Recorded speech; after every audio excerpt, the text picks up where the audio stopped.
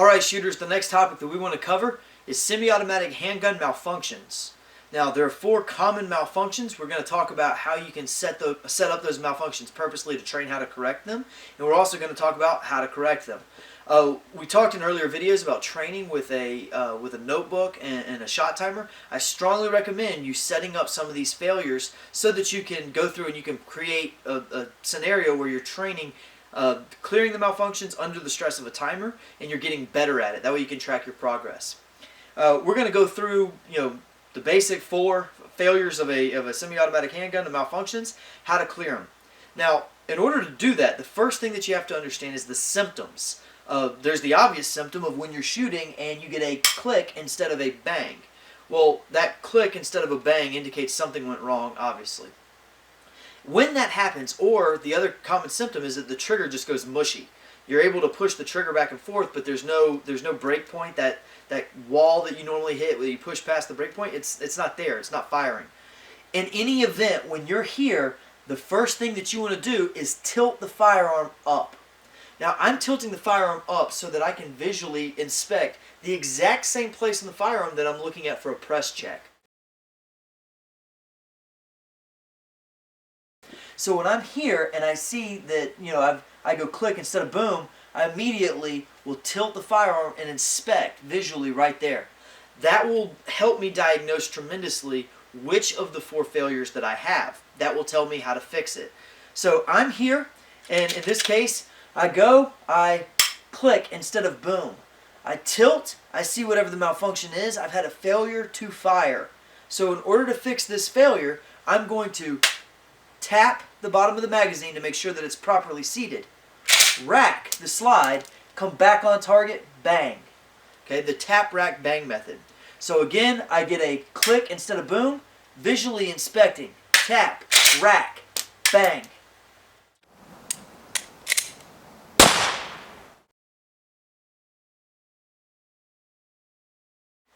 The next malfunction that we want to talk about is a failure to eject. Often you'll see this called a stovepipe.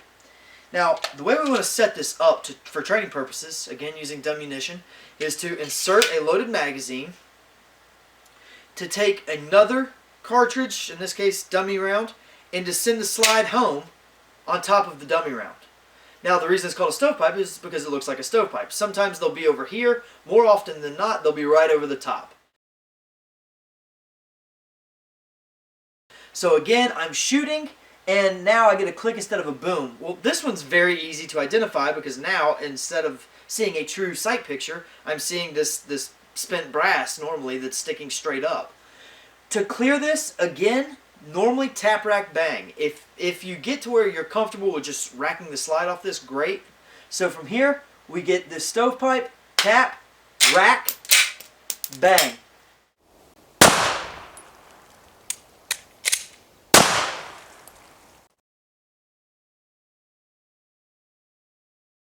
The next malfunction that we want to talk about is going to be a failure to feed.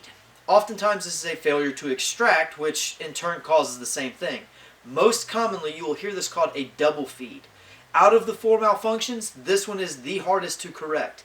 It's the one that I consider to be just detrimental failure. You really have to get on these quick. This is one that you should train all the time. The way that we're going to set this up is we have a loaded magazine loaded with dummy ammunition. We're going to slide the slide lock back. Okay, so we're here. We're going to take one dummy round and the magazine. We're going to insert the magazine. We're then going to take the dummy round and insert it into the chamber. Now I'm going to try to send the slide home, and it won't let me. Okay, now this is the dreaded double feed.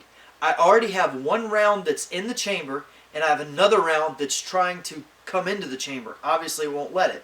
Because the firearm is no longer a slide lock, the magazine's spring tension pushing the top round off the magazine, combined with the spring tension of the slide trying to push forward, you're in a mess here.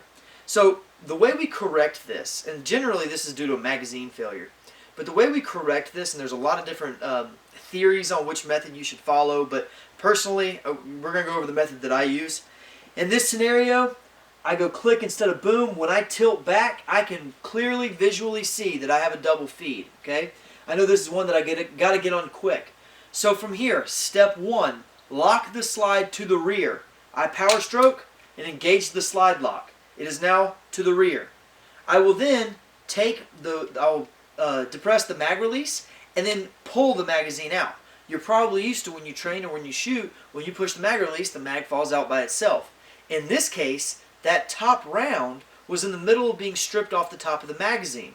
So it's not lining up correctly. It's probably not going to let the magazine fall free because it's still halfway in there. So when I depress the mag release, I will then pull out, and you see that top round just fell out. I will pull out the top, the base of the magazine. I will then discard that magazine because it's likely to be what caused the problem.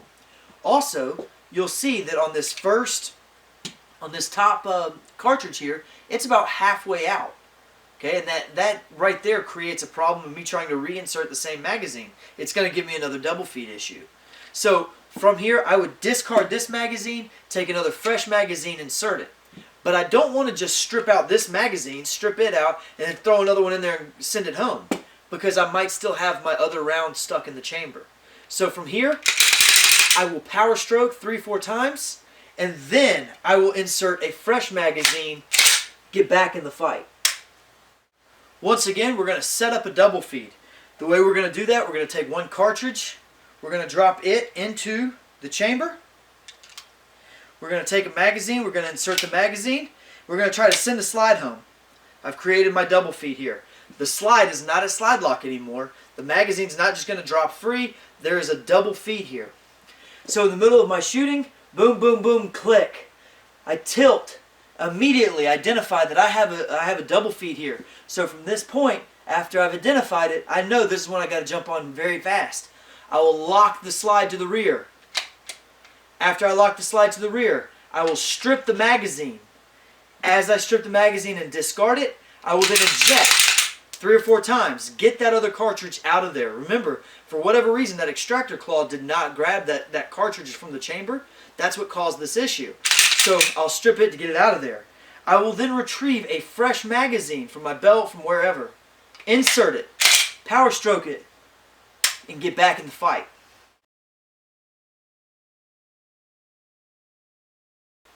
The last malfunction that you can encounter with a semi-automatic handgun is going to be your failure to return to battery. When the gun is in battery, the slide is all the way forward. So you have your 2 most extreme positions, all the way back at slide lock and all the way forward in the position of what's called it's in battery. Failure to return to battery often happens with competition guns that you've adjusted your spring rate off the recoil guide spring rod, your recoil spring, or on dirtier firearms. I've encountered it more with 1911s, but in any case, what happens is your firearm does not return all the way forward. It does not return all the way to battery. You see that it kind of gets stuck back here. So when I go to do my inspection and I get a click instead of a boom, when I look up, I see that I'm not in battery. This one's the easiest to fix normally.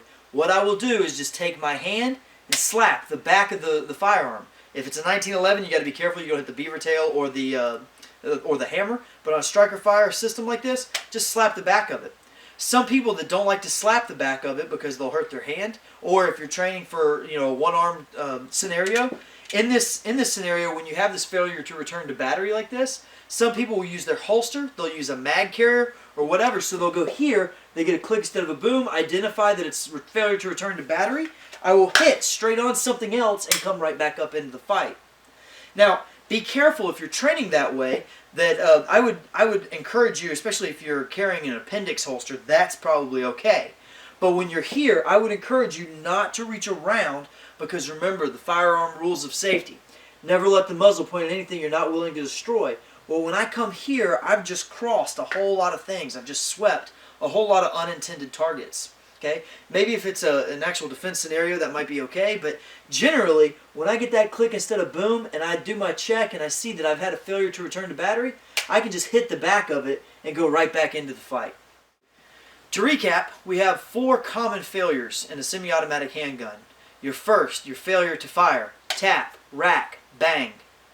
The second, your failure to eject, often called the stovepipe. Okay? The way you fix it, tap, rack, bang. Third, Your failure to extract, it also causes a failure to feed, often called the double feed. From there, slide lock to the rear. Strip the magazine out and discard. Rack, rack, rack. Insert a new magazine, rack, and engage. And lastly, failure to return to battery. The failure to return to battery, normally you can just push the firearm back into battery. If that doesn't work, always go back to the tap rack bang.